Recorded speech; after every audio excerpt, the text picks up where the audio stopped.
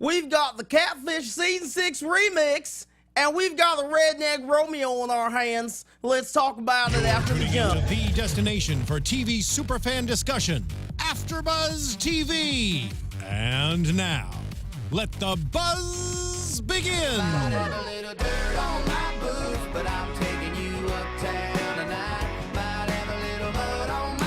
Hey, got a little dirt on our boots. What's up, everybody? It's Chaos J with terrible accents. It's the Catfish Season 6 remix.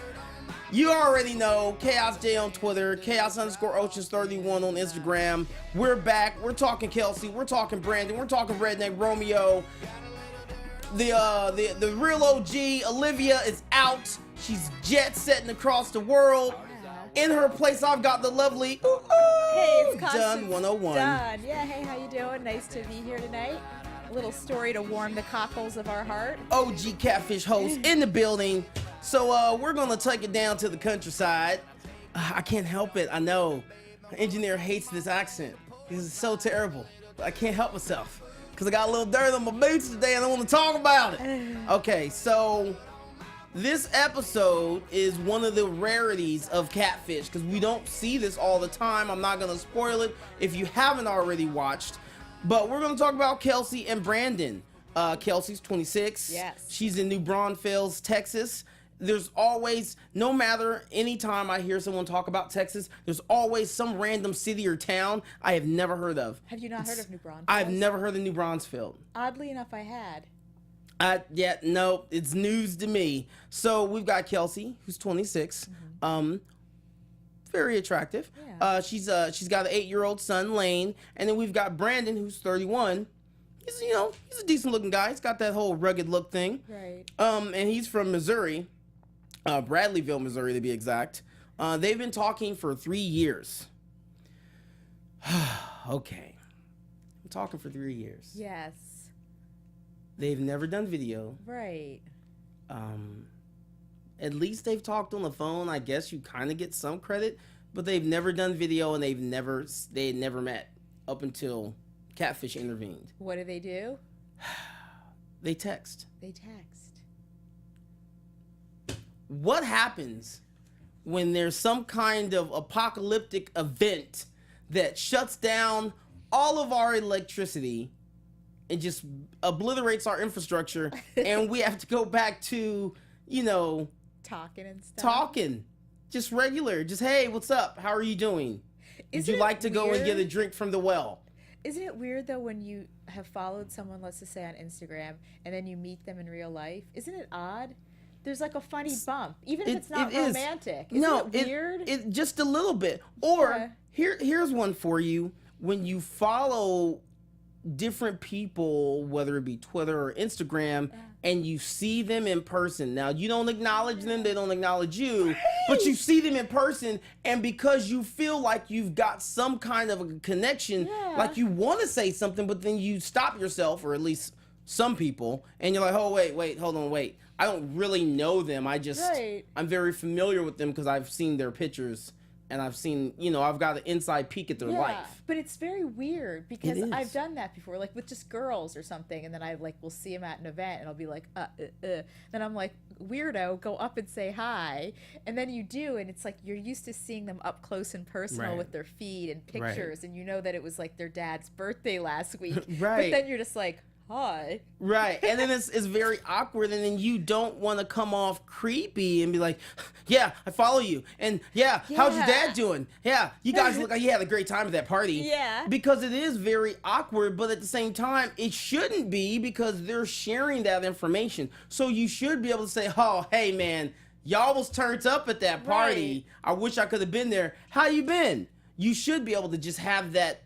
Yeah. You should just be able to just walk right in with that or lead right in with that, but it's still some sort of awkwardness because it's like you don't really know each other, and that and to speak to them in such a casual manner says that you guys are familiar and you're really not. Yes. And I have that problem anyways. I will call places for information and I just talk to people like I've known them. Hey, what's going on? They're like, hey, it's Domino's, blah, blah, blah. Hey, what's going on? What's going on, Greg? How you doing? And Greg's like, oh, I'm fine. I'm like, okay, all right, man. So I want to get a large pizza, and then just I always throw people off like that because I have that. You have that thing. You have it because you radio because of how you were raised. That's a thing, a persona, right? That you probably just cultivated. Also, it helps. Like one of the things that I helped. I was not on radio. I was not that glamorous, but I was a hostess in a restaurant. That was one of my first jobs. And that just default, like, kind of instilled in me this ability where I'm just always like, hi, how are you? Because remember, like, you're always trained. You're the first face that they see. So you create, like, the experience at a restaurant. So, like, I could just automatically go into, oh, how are you? Like, exactly. So they've been talking for 3 years. And you would think that they would be familiar enough that they would have video chatted for one, and they would have met. Like for me, I don't get it. I say this every episode. I don't get it because if I've talked to if I'm talking to someone, at least I'll say a year. Let's just say a year. We talk for a year. I'm like, hey, what's up? Can we plan something? Like, save your days. Let's go somewhere. Even if we just do like a holiday weekend. Right. But like, I don't understand how people are so accepting of these long-term tech relationships. See, that's a these really virtual good point. Relationships. Accepting. Like, why are you so accepting of that? Because if you, I get that the distance plays a part, but in most situations, if you were talking to someone and you knew they lived in LA and you lived in LA, you would not be okay with not having at some point met them within at least a month or two. See, that's so how do weird. You allow that to happen for 3 years? So the only, I guess, a rational answer is that it's serving both parties. Something about that situation serves them, right? Well, and it's convenient. Right, so it's convenient. And it allows you to not let all of your barriers and your guards and your defenses down. Right. Because granted, you've let some of them down because you're doing it through the phone and you're expressing your emotions and feelings through text message. There's still a wall of protection that you are giving yourself by not meeting them in person, not having the actual physical interaction. Safety. And exactly. So you have some of the benefits of an emotional relationship. You have that good feeling, of course, when you look at the text, without actually having to have a relationship. You get the heart eye emojis. Yeah, and you get that good feeling. It's kind of like the idea of social media. People get kind of addicted to the approval. Yeah. It just is a little lift that you start feeling good about. It is. Yeah. It is. I'm not going to lie. Yeah. I post anything I post and or tweet. I do check every now and again, like, you might like that? Oh, no, not yet? Okay, we'll swim in 2 minutes. I'll check back in another But it minutes. is funny about you were saying permissive, because I talked to a girl. She's a friend of mine. She's been single for a while, really good-looking, cool girl. And she said she's been seeing this guy, and he, like, made it happen very quickly. They were talking. They actually were in Bali at the same time, and she met him on Tinder. They just hung out with his friends, her friends. They had really a lot of fun. Dope. It was really glamorous. I was like, oh my God, Zachary. That's like something out of a movie. I know. I was like, Zachary, I'm like so jealous because, like, you know, I'm not dating. Obviously, I'm married. That kind of cut my dating life. I kind of got rid of that. I didn't joke. You kind of turned that one in. Yeah. Turned in your dating card. I think you're supposed to do that really when you say cut I into do. my dating life. But anywho, this guy, she was saying, she goes, I had to get off the dating apps for a while because it was so crazy. Like, you wouldn't even get to the point where, like, they're like, let's hang out, and then they don't even follow up. Do you know what I mean? Right. She's like, this dude was like, we connected, we had already hung out, we had a good time. He drove down from the Bay Area. He's like a Navy dude, and he's like, I'm coming down to LA to see you for the weekend. Done. That's what I'm saying. Because I got to say, I'm old school that way. Like, I suspect notes. men to take initiative, and that might be like the sexist, old-fashioned. But no, it's just some things. I feel like some old traditions and ways of courting one another. I feel like that's one of those things. Like it's effort. Just don't change that up. Like if the guy's interested, then go ahead and make that move, because trust. If you don't initiate something, there's already guys on the sidelines waiting. Yeah. As soon as she gives that green light, they're ready. Exactly. So it's a funny thing, because there's an expectation of kind of like the guy to take initiative. It communicates that he's actually interested in you. That's what it does. Well, this guy did not take any initiative. No. You know, they, you know, from talking, you know, from sun up to sundown, you know, and then even talking about their futures and the things that they want with each other later on in life, like, he still wasn't taking the action that he needed to take. She had drove 10 hours to see him at a Louisiana mudfest. That's initiative. That's initiative on her part. I know. Like, she was about that life. She was DNR, dedicated and ready to see that dude. And I don't understand, again, like, you drove down to meet him at a mudfest. Yes. At a festival, so to speak.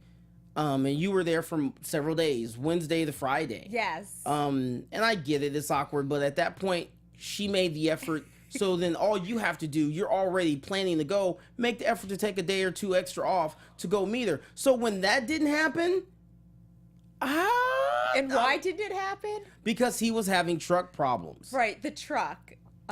I will say this, in terms of catfish world, that was a new excuse. Exactly. I have not heard vehicle problems being an excuse, and bad service. This dude had the worst service ever. Now, granted, it again is validated later on, but between him and his friend, like, their service was just real suspect. Yeah, it was real spotty, and I was like, is it real, or are they just are they faking it? Because it's not hard. It really is not hard. I'll take a paper bag.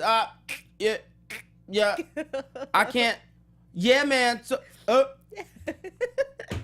anyways, so it seemed very cut and dry. This was going to be a catfish situation. I legit. I knew there was a sliver. There was a small sliver of possibility that he could be the real person, but I really wasn't banking on this one. I wasn't thinking that this was going to be the real guy. So she can't even remember how they became friends, which is kind of odd, but depending on your level of popularity, you're getting a lot of friend requests and you're just clicking ad. Maybe you don't keep track. I don't know. She said that she couldn't remember how they became friends, but he was there from, you know, while she was still engaged and giving her well wishes. Oh, congrats. And he what's the word I'm looking for? I don't want to say integrated, but he integrated himself. He inserted himself. There you go, inserted. He inserted himself into her life in the friendship role, which was actually pretty smooth. And again, she doesn't know how he became friends, but he ended up being friends with her, and he was there from when she was engaged and about to get married to when she broke it off, and he was there to comfort her through that. He knew all the right things to say, and it's not hard if you do a little research. It's really not hard to know all the right things. It's so easy, but to me, I just felt like it was so easy that this dude's got to be fake. Yeah, it seemed a little fake, and especially these virtual relationships are so weird to me. They still are, but it did seem fake. I actually thought, and here's the funny thing: it's a case like this that gives people the idea that their fishy catfish situation might be legit, right? Because they're like, well, it could be. Because there's always like, well, it could be. It's possible this isn't skunk weed laced with Raid. right, exactly. I mean, he knew all the right things to say. He was always there. So it has all the ingredients of, you know, a perfect possible blooming relationship. Right. But at the same time, it also has all the right ingredients for a catfish. Yes. So she gets to, like I said, she goes to this mudfest. And she's there, she's taking pictures, his truck breaks down. Right. He's having problems. Doesn't make it until after she leaves, and allegedly they missed each other by 2 hours. That's so annoying to me. That's to no end. That's annoying enough for me to not want to deal with you anymore. Same here. I would have actually, if I heard he was there, if I saw that a few hours later, I would have like just wheeled my car around in the middle of the street, just like, this is so annoying, I'm going back, you bastard. Right. But at the same time, I can't even say that I would keep going. If you sent me a message and since she did drive, she didn't fly. Like, yeah, no, I'm changing some stuff around. I'm going to meet you, but that doesn't mean that after I meet you that it's going to happen now, because I'm so irritated. But I just have to scratch that itch because it's been so long since I haven't, that I've been waiting to meet you physically in person. Right. Here's where I have to ask a male perspective. I have the idea that if a guy wants something, he will nail it down. He will make it happen. He will moonwalk across states to nail something down. Is that like really idealistic and like too much in this day and age? In this day and age, yes. Really? I feel like back in the day, you would get a guy that would moonwalk. He would make it happen. Right. And there's still people, still men that, they see something, they want it, and they make it happen, just like, like your friend's situation. Yeah. But I feel like, again, technology has just made everyone so damn lazy. Is that what it is? And it's convenience. It's like, why go the extra effort when you're right here? Yeah. You're right on my phone. Do you think people are less passionate? Yes and no. They're very passionate through text and DMs, and they can be passionate in person, but I feel like a lot of that passion is now lost. Interesting. It's lost because everything is done through technology, and people are becoming so socially stunted, which is crazy because social networks and social media is to advance and enhance, socializing with everyone, yet I feel like it actually excludes you from the real world, and it makes you socially stunted to a certain extent. It does. To where you can be with someone and not know how to express yourself, but then leave their presence and give them a novel about how you feel. You know what? It's true, and it's kind of fake, ultimately. It's this weird outpouring. Why can't you say that to my face? Yeah, it's very strange. You know that there's the sex dolls. They're making a lot of advances in sex dolls because they know the market is particularly I ordered 2 yesterday. No, I'm well, joking. have you seen, you wouldn't need but I've seen them. Have you seen that there's a lot of innovation? And there's this guy, this is just interesting, he said he'd never have a relationship with a woman again because his sex doll is so satisfying. But there's more and more of these. But where's the human interaction? Like, where's the... Is that interesting? It's like, well, he was saying he's been hurt so much and women are bitches and et cetera, that he said this sex doll is great because he had it built to how he wanted her to be, with hair and eyes, and it showed him in the bathtub with this sex doll. Hey, man, whatever floats your boat. Yeah. So... But for the LTR, it's kind of like what we talked about earlier with our show, Dating, Mating, and Communication. You might think, oh, yeah, sure, I want this specific thing, but there has to be other traits embedded in it as well for your rational self-interest, for your long-term satisfaction. Exactly. Yeah. And that's all the things that people forget about. They're just like, oh my God, you look so great. Yeah. Like, let's meet in person. And for STRs, short-term relationships, standards are way lower. So that this is all of this is not really, does not make sense for long-term relationships. Right, exactly. Yeah. So she's still holding out hope, even after this Louisiana Mudfest debacle. Yeah. Nev and Max sit down, they do their research. They go on Facebook. Facebook profile looks legit, unlike a lot of the catfishers. He's had it since 2009, so it's not a fly-by-night Facebook account. He's got comments by multiple different people. He's got photo tags. That's a big deal, people. We already know on most of these Facebook profiles, there's 0 photo tags. Yeah. They're not with anybody else. Right. He was with his BFF, Justin, who we did not get to meet, but we do get to talk to. Yes. He lives in Missouri, but it says he lives in Colorado. And he at some point had talked to her about moving to Colorado, so maybe he lived there once in the past and he wants to go back. I don't really remember. However, when they look up his phone number, it comes back to William. And when they talk to Justin, he's like, no, I don't think his dad's name is William, which kind of is a little sketch, because if that's your BFF, you know your BFF's parents' names. Yeah. Period. Yeah. And whatever. But when they talk to Justin, and he validates a lot of stuff, that they did actually go to the Mudfest. He does have truck problems frequently. He didn't, like I said, he didn't think that William was his dad's name, and he's never heard of Kelsie. Yeah. Breaking news, guys. One thing a woman does not like, whether you're dating, serious relationship, or anything, they don't like to be kept a secret. Yeah. So she did get a little butthurt about that when she found out that, you know, his BFF of all people had not really heard of her or heard about her.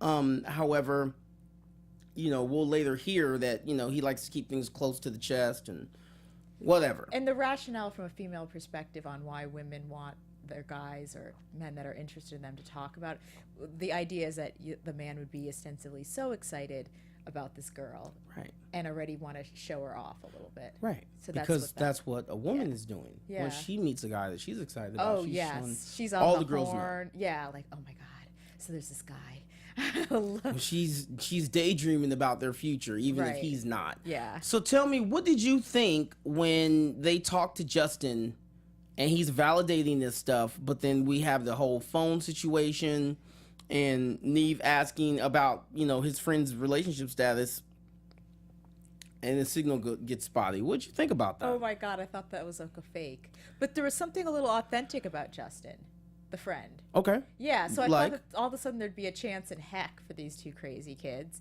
because he seemed kind of genuine.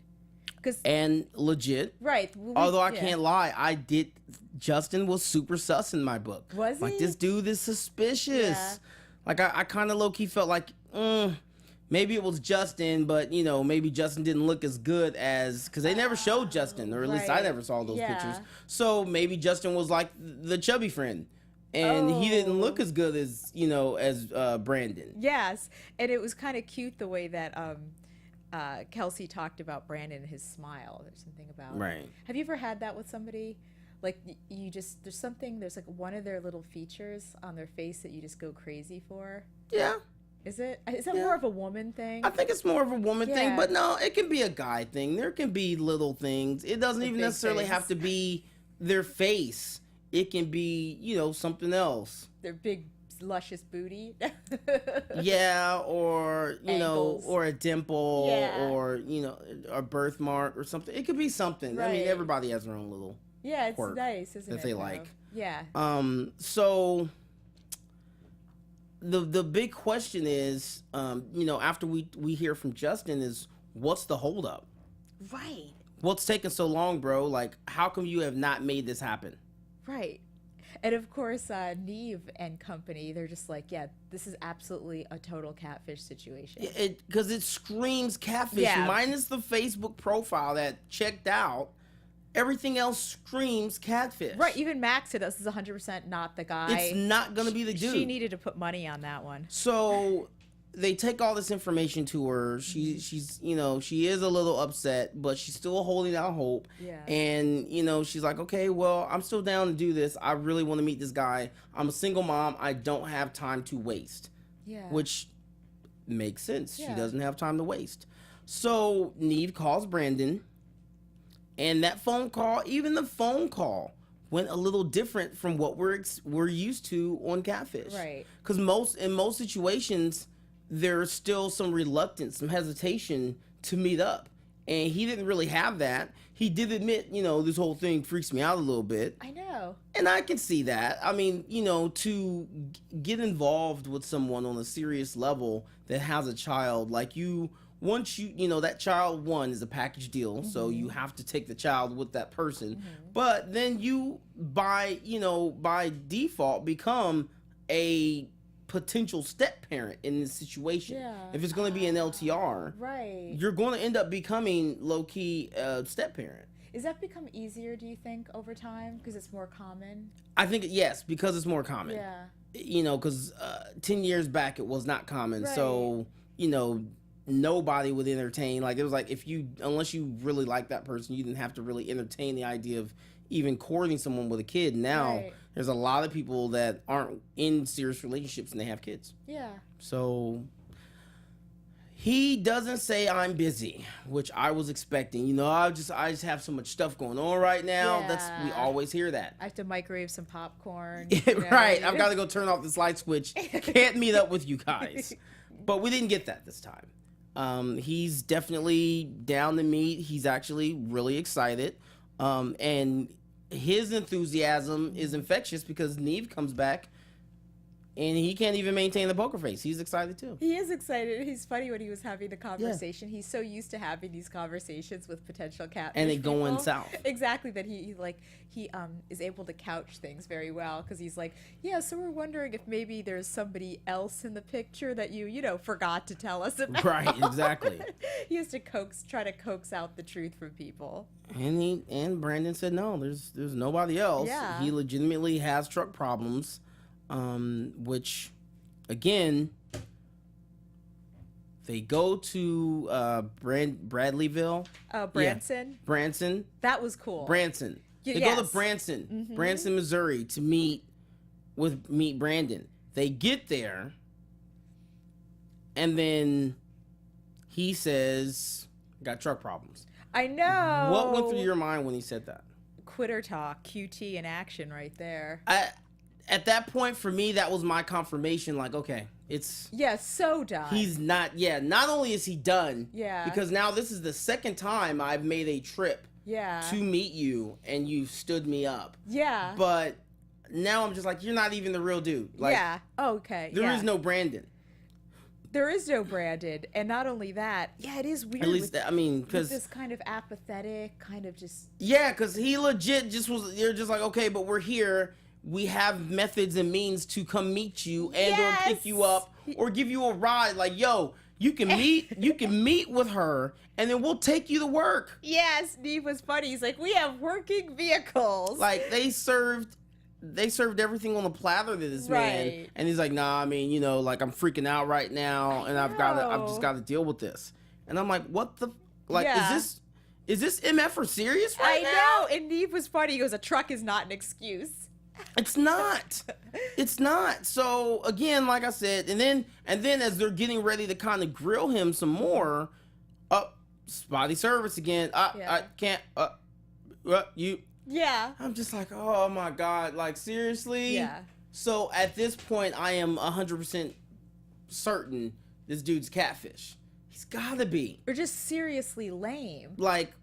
Whack. Yeah, like a catfish would be actually pretty exciting, would be something wild and exciting, because no one is this lame. I'm sorry. But yes, the big reveal. Yes.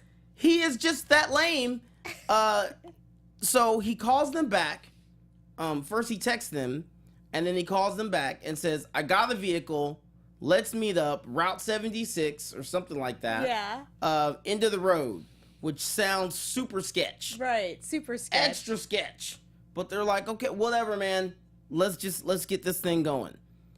They get to the end of the road. They're by a lake or a river or some body of water, a small one. And they're just kind of chilling.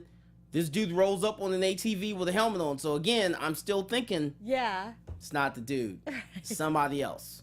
He's going to pull it off. It's going to be Sloth from the Goonies or something. Right, it's going to be Jabba the Hutt. Pulls off the helmet, and it's Brandon. I know. In the flesh. It's cute Brandon. I'm not going to go that far, but it's Brandon. In the flesh. Do you think he could just have social anxiety disorder? He's got to have something. Right, right. And I'm right there on board with Max, because Max was just like, okay, cool. I'm glad you're you. Yes. But you're still not getting off the hook this easy. Like, what's the deal? Right. I mean, what would you have done in that situation? You finally get to meet this guy, but it was like pulling teeth. But then he takes off the helmet. So once he takes off the helmet and you're like, oh my God, it's him. Do you just instantly forgive everything? She would, because she's really hooked on him. Okay, but do you? No. If that was you and you finally get to meet him, do you just forgive everything? Like, okay, probably not, because my here. ego. Like, I'm just saying this as from outside the situation, because my ego would just think it's someone who's just not interested. That's what everything he's meta communicating non-verbally and verbally is, just that he's just not interested at all. And I'm not interested in people that aren't interested in me back. However, I will do the caveat is that we all say, oh yeah, I would do this, I'd do that, unless you're lost in the sauce, to take a Kellyism. Like, I've done some probably ridiculous, stupid stuff if I'm like hung up on some guy and some weird emotional thing. And there also, it becomes this thing where if someone has rejected you, you often want to prove something to yourself. You know how that happens? This is true. If someone's been cheated on somebody, the person who has been cheated on often wants to get back together because they're just like, screw, I cannot believe you did not do that to me, you know? Either that, or you go on this super crazy revenge body thing, which I wonder if they still have that show. Chloe had a show called Revenge Body. It was kind of lame, but I was kind of intrigued. Wow. Simply because I wanted to see these people's transformations, because they were legitimately trying to cultivate a revenge body. And you've always heard... Khloe Kardashian. Right, Yeah. Khloe Kardashian. The Kardashians are they just permeate through everything. Right. This show, last show. So for me, I wanted to see that because I believe it is very true in most cases. Yeah. When you break up with someone, one of the people, not both all the time, but some people, somebody's gonna come back. When you see them again, you're like, damn. Yeah, I know. Like, whoa! Like, Yeah. it's like, goodness gracious! Like, why didn't you look like that when we was together?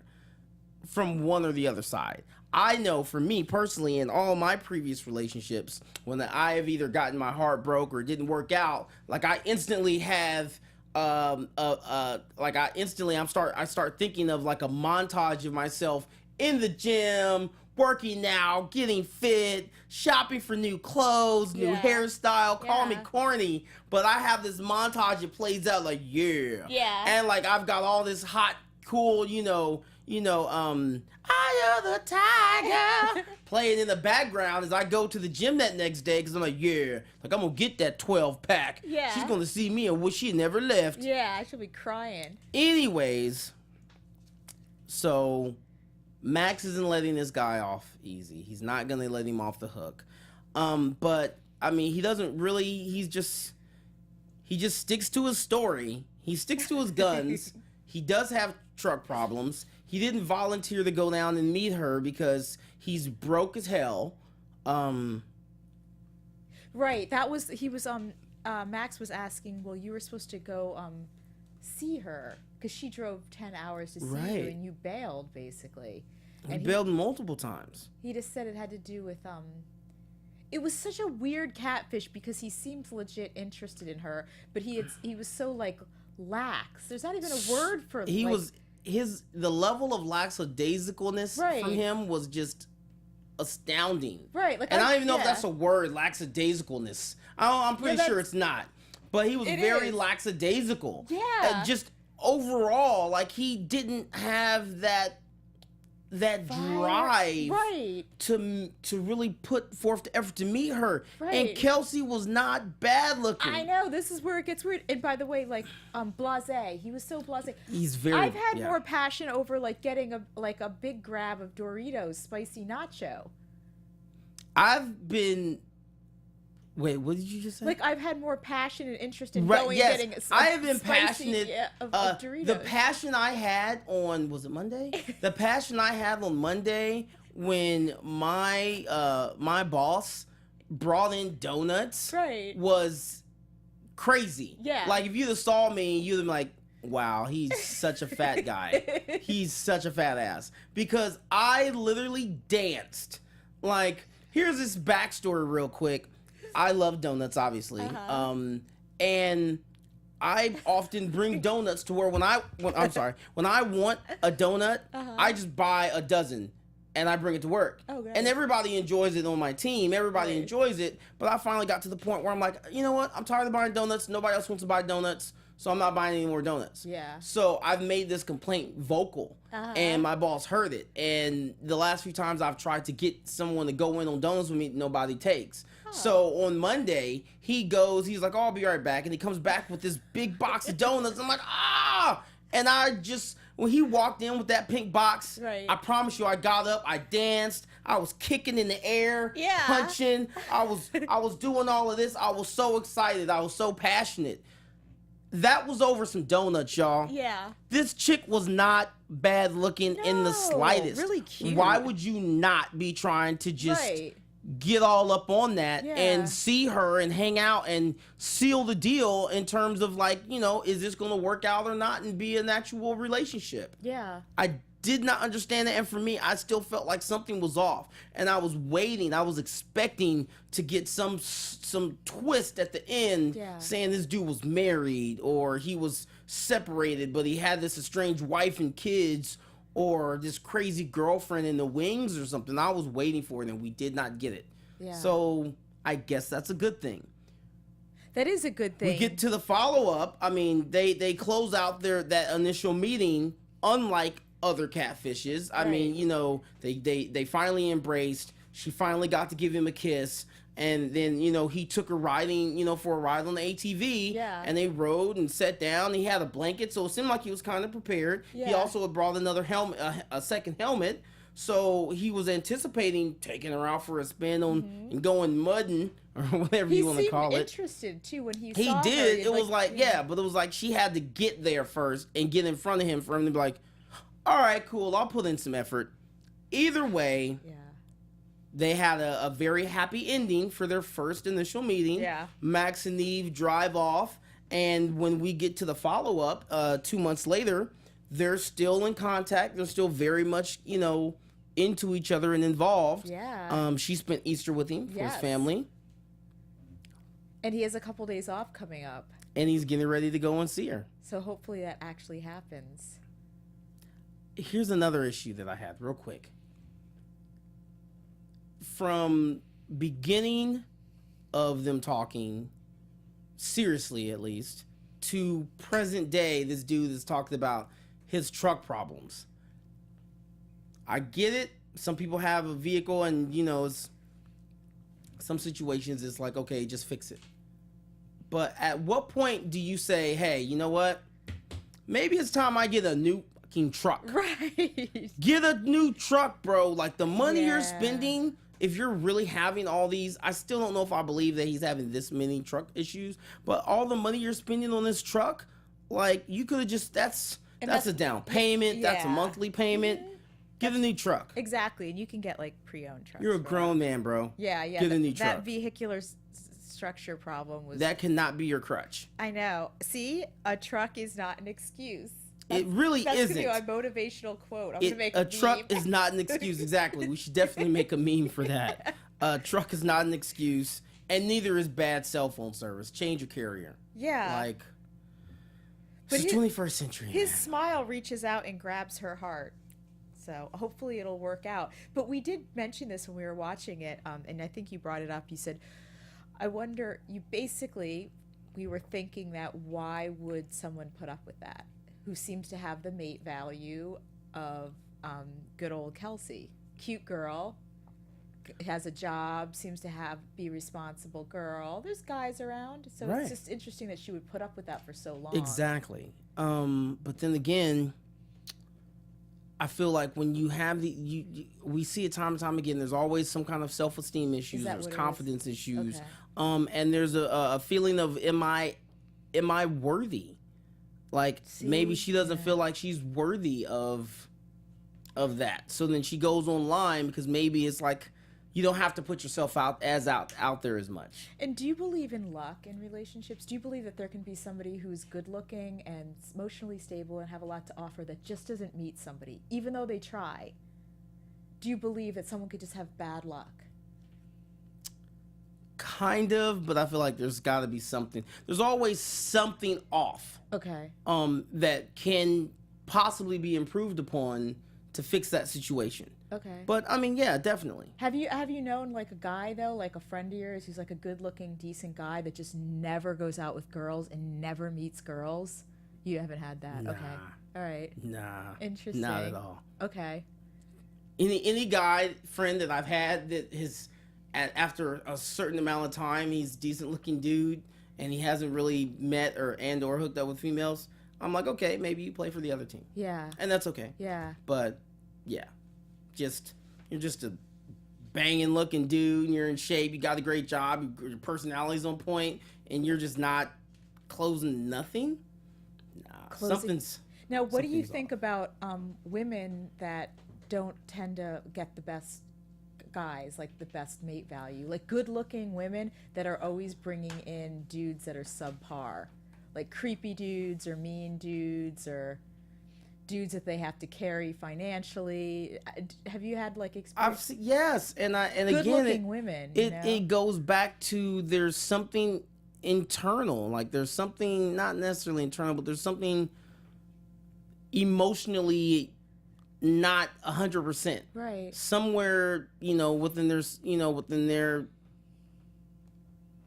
whatever. Maybe what they're putting out. It's something.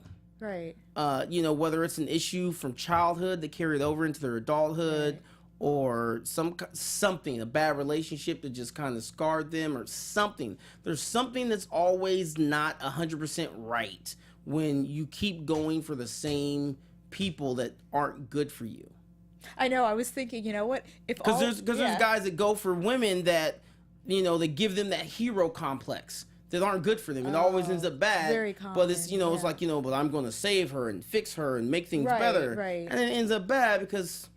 Right. Among male dysfunctions, that's a common one. And then I think there's this thing that happens is like the good people, whether it's a man or a woman, the good people end up getting like preyed upon by the bad people. Right. And so the good people that were once good, they're like become jaded and they're like, screw women or screw dudes. So I'm like, why don't all the mean people just get together and all the nice people get together? Exactly. Like there just needs to be a system. Right. Like eHarmony, but like mandatory. Right. It matches everyone else and like, this is who you're dating. Stop talking to all these other guys. Yeah, there's billions of people in the world, and often, like you said, there's patterns. So if those patterns shape who you think men are or who you think women are, you're like, yeah, women are just whack, crazy, Exactly. It's like because you've been going out with them over and over, like you're selecting all these people, and likewise with women doing it with men. Like, exactly. Men are we just see it time and time again, especially on these reality dating shows. Yeah. So what do we always give as good advice to counter this, to counter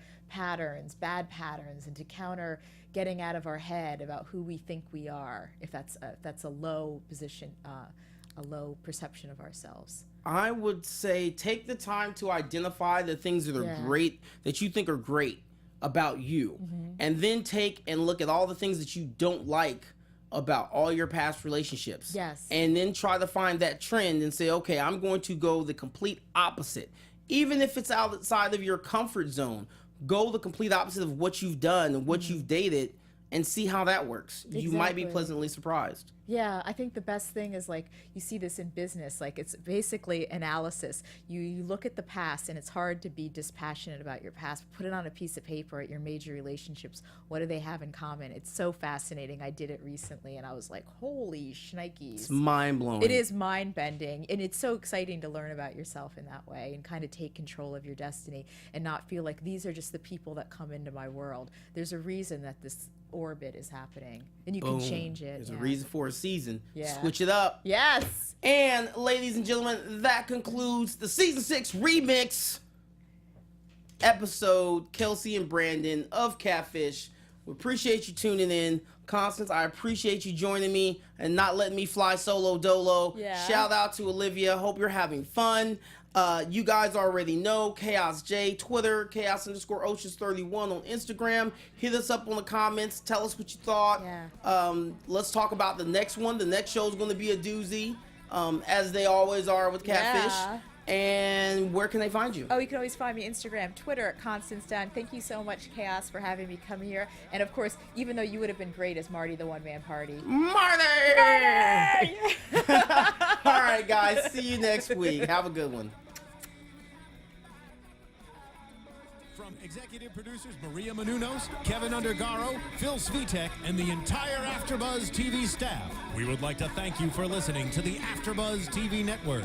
To watch or listen to other after shows and post comments or questions, be sure to visit AfterBuzzTV.com. I'm Sir Richard Wentworth, and this has been a presentation of AfterBuzz TV. Buzz you later. The views expressed herein are those of the hosts only and do not necessarily reflect the views of AfterBuzz TV or its owners or principals.